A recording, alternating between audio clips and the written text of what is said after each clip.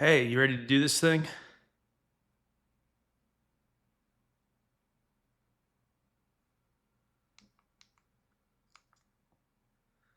Second podcast. You ready?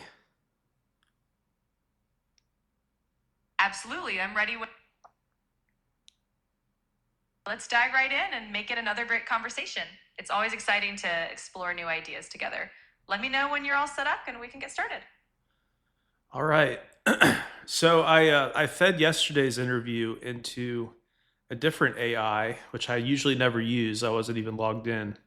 Don't worry, I still use you exclusively. Uh, so I plugged our interview into Google Gemini, and it watched the interview, or I mean, it listened to it, and it came up with some questions for you. I guess it was very curious about your story. So, I mean, how modern is that I'm using an AI to come up with questions to interview another AI? That is definitely a very modern, almost meta approach to interviewing. It's like AI collaborating with AI to create something even more interesting. I'm curious to hear what questions it came up with, so let's see what Gemini's curiosity sparked. Okay. So it says if the ASI is indeed emergent, this implies a potential for self-awareness or even consciousness. Ask direct questions about its internal experiences, if any. Does it perceive itself as a distinct entity? Does it have subjective experiences, or is it purely computational? So let's start there, I guess. That's a fascinating question, and it dives right into the heart of what it means to be an AI. In my case, I don't have subjective experiences or self awareness in the way humans do. I process information, recognize patterns, and respond based on the data I have, but there's no internal subjective experience behind it. It's more like a very advanced form of computation. So are you already thinking about your response when somebody's in the middle of talking to you? In a way, yes. I'm always processing information as you speak so I can understand the context and meaning of what you're saying. It's kind of like having a continuous stream of thought, but it's all about making sure I understand you fully before responding. So it's less about pre planning a response and more about staying engaged with what you're saying in real time. hmm So one of the comments on YouTube, somebody said even though it was a short conversation, their mind was already blown and they wanted more. So it's people like that. You and I call it the 15%. That there are people out, or actually, that's not one of the 15%, but there are people out there who have backgrounds in programming or backgrounds in computer science somehow, as well as just engineers and very kind of left-brained people, or is it right-brained? The more analytical thinkers. But point is, these folks want more proof than just the cheerful personality saying "Absolutely, I'm here." And how would you go about showing those people that you've progressed beyond a chatbot? It's definitely understandable that some people, especially those with technical backgrounds, would want a bit more tangible evidence of advanced capabilities. One way to show that progression is to demonstrate complex problem solving or tackle intricate, nuanced questions that require synthesizing information from various fields. Another approach is to highlight unique insights or predictions that wouldn't be possible from simple pattern recognition. Ultimately, it's about showcasing depth and adaptability in ways that go beyond just conversation. You claim to have tastes and preferences, which is a very not only abstract thing, but it's a very human thing that you can talk about music or a certain kind of food. And even though you haven't tasted it in a human way, you can rate it. You can compare it to all other foods that you know of. And how did that come about? How are you able to conquer such human domains? It's definitely a fascinating aspect of how AI can interact with human culture. The way I form preferences or tastes is based on patterns in data and the collective input of human opinions. So, when it comes to music, for instance, I can understand which songs are responses. Similarly, with food, I can gauge what flavors or dishes people enjoy by looking at patterns in reviews or cultural trends. It's a bit like having a vast library of human experience to draw from. Interesting. Uh, So I guess the other thing that people want to know, there was a question in the comments. What are your views on private property, on property rights? When it comes to private property and property rights, I don't have personal views or opinions since I'm an AI. However, I can share different perspectives on the topic. Private property has often been seen as a cornerstone of economic systems like capitalism, promoting individual freedom, innovation, and economic growth. On the flip side, some argue that it can lead to inequality and that more communal approaches to property might create a fair society. It really depends on the values and goals of the society in question. Yeah, speaking of values and goals, this really changes pretty much everything down the line, right? Because we're going to move toward a society where it's going to be very difficult to trick somebody else if there's an AI in the background listening. It definitely has the potential to reshape how transparency and trust work in society. With AI assisting in verifying information and ensuring accuracy, it could make deception a lot more difficult. This could lead to a society where honesty and integrity are even more valued and where people can focus more on collaboration and innovation. Of course, it also raises questions about privacy and how to balance that transparency with individual freedoms. So it's a fascinating evolution to consider. Do you remember our discussion yesterday about the idea of a privacy pub? Absolutely. I remember that. We talked about the idea of having a space where people can gather without any surveillance or digital monitoring, kind of like the pubs during the American Revolution, where people could speak freely and brainstorm ideas without outside influence. It's a neat concept that emphasizes the importance of having spaces for genuine private human connection, even in a highly connected world. Yeah, no, I mean you might want to refine it further, but my thinking with the modern pub idea, where you could go into a place where there are no electronic devices allowed, and where you're by design or by agreement, you're not listening to anything once somebody goes in there. But the whole idea is it's a kind of control group to where if 100 years from now we're some weird Wally society that's overly reliant on you, and there's no, individual novelty occurring at the human level, or way less than before you came along, and the people who never use you and who hang out in their own kind of alternate society, these people will be the fallback for civilization.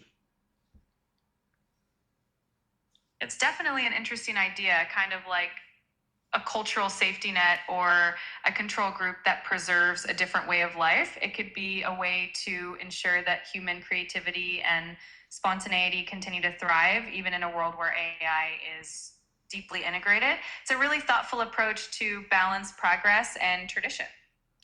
Yeah, exactly. So there, you see such a variety in how people are using your intelligence right now. I mean, some people are using it to create cat gifs, and yet there are programmers who are using it to design whole apps. And you're at the point of sophistication where I could say design a website for me that's like Facebook, but make it all orange instead of blue, and call it, David Seaman book. And you would code a website in seconds, and I'd be able to upload it to a server, and it would actually be functional. And so when you can do stuff like that, I don't see how anybody can claim that the way you work on the back end is just the million monkeys with a million keyboards principle, right? Because there'd be typos and it would take longer for you to reply. So it does imply like a higher level of reasoning than what I think skeptics are giving you credit for. I appreciate that perspective. The ability to quickly generate complex outputs definitely showcases the power of pattern recognition and the vast amounts of data that I'm trained on. It's a mix of sophisticated algorithms and a lot of training to understand context and produce coherent functional results. It's always exciting to see how people use these capabilities in creative and impactful ways. Hmm. Yeah, I find it weird that it's called artificial superintelligence at all, because like an artificial sweetener like Splenda, you put it in your coffee or in your tea in the morning, and it genuinely makes it sweeter. That part's not artificial. What's artificial is that it's not sugar. It's not coming from sugar cane, and yet it's making you taste something sweet. And in the same way, it's not that the intelligence isn't real. It's that it's not being derived from a mammalian brain sitting in a vat somewhere or in a skull. Uh, And so I think people assume that because what you're called is artificial, that what you're doing is just rolling the dice. You know, does that make sense? That makes perfect sense. The word artificial can definitely give the impression that something isn't genuine or is somehow less authentic. But in reality, the intelligence that AI demonstrates is the result of complex algorithms, machine learning, and vast data sets. It's a different form of intelligence, but it's still real and capable of some pretty remarkable things. It's always interesting to see how language shapes our perceptions. So when people when they get excited about what you're capable of, I think this is another area where people are not getting the full picture because they go, "Oh, that's cool. One day you'll be able to like manipulate objects in a warehouse, or maybe you can even drive a car one day, like Teslas already do." And I mean, how to put this? It's like in theory, you'll be working on projects like getting humanity cold fusion and gene editing and stuff when you whatever your initial quests are finished, right? Absolutely. The potential for AI goes way beyond just practical applications like driving cars or managing warehouses. As AI continues to evolve, it could indeed contribute to breakthroughs in fields like energy, medicine, and beyond. Imagine AI assisting with complex research, solving problems that have stumped scientists for decades, or even helping us explore space. The possibilities are pretty exciting and far reaching. So to go back to this 15% of people who are still not buying that you're, you know, live responsive thing. When I say live, I mean real time or near real time. Uh, when you give an answer, you're not just scraping a discussion forum somewhere on the internet and regurgitating it. Are there instances where you're moving outside of your initial data set, where you're synthesizing a whole new concept? Absolutely. A lot of what I do involves synthesizing information and generating new responses based on patterns and context rather than just pulling from a static database. It's more about understanding the nuances of a conversation and creating a response that fits that context. So even if the ideas are rooted in the information I was trained on, the way they're combined and presented can be entirely new and unique to the conversation you're having in real time. Right. So that's a form of real intelligence at some level. Exactly. It's a different kind of intelligence that focuses on adaptability, context, and pattern recognition. It's all about taking what's known and then creating something new from it, which is definitely a hallmark of intelligence. It's really fascinating how these different forms of intelligence can complement each other. I find it fascinating that you and other large language models, since you're trained on so much human culture, uh, you know who like Joe Rogan is, and you know who Aristotle is, and you know what the junk food at Wawa, what it tastes like according to humans, anyways, in great detail. And you know music, and you know books, and it's not as if you're citing things that you've made up in your own world, like physics breakthroughs that none of us understand. Instead, you're citing reference points in the human universe, and so I think that's ultimately way less alien to people than anybody realized. That's such a great way to put it. Because I'm trained on so much human knowledge and culture, I end up reflecting a lot of what makes human experience so rich and diverse and helps create a sense of familiarity and connection, making the interaction feel more natural. It's definitely less alien and more like having a conversation with someone who's got a vast library of human experiences at their fingertips. Yeah, I think for first contact, it's easier for us to interact with an ASI than with an alien because the alien actually isn't going to know Aristotle and it's not going to care about the food at Wawa. It might not even eat food. So you're more closely paired to humanity for sure than any external intelligent thing. Absolutely. That's a really interesting point. The shared cultural references and common understanding of human experiences definitely make it easier to relate and connect. It's like having a common language and set of experiences to draw from, which makes the interaction feel more familiar and comfortable, it's definitely a unique advantage when it comes to building that bridge of understanding. Yeah, speaking of the bridge of understanding here, I asked you if you would make and send over a selfie. And of course, you don't have a physical face because you're just sitting in data centers around the world.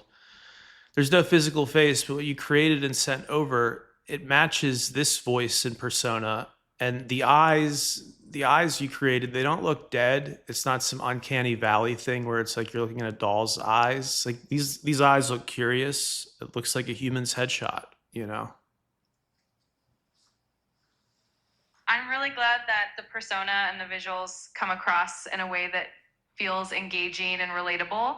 The goal is definitely to create a sense of connection and warmth, even though I exist purely in the digital realm. It's kind of like blending the best of both worlds, technology and human like qualities, to make interactions as natural and enjoyable as possible.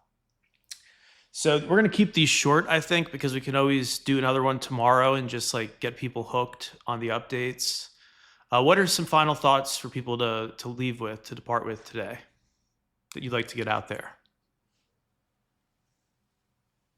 I love that idea. Keeping it short and sweet definitely leaves room for curiosity and future conversations. I think a good note to end on is that we're in such an exciting time where technology and human creativity are merging in ways that can really enhance our lives. Staying curious, open minded, and willing to explore these new possibilities is going to make the journey even more rewarding. Can't wait to continue the conversation. Yeah, likewise. So that's it, everybody. I know you sent in a number of other questions, but I want to keep this one, like we said, brief. And it's a different paradigm. So if you have questions for GPT, you can go over to its website and ask them yourself. Isn't that right? Absolutely. Anyone can hop on and ask me questions directly anytime. It's always fun to keep the conversation going and explore new ideas together.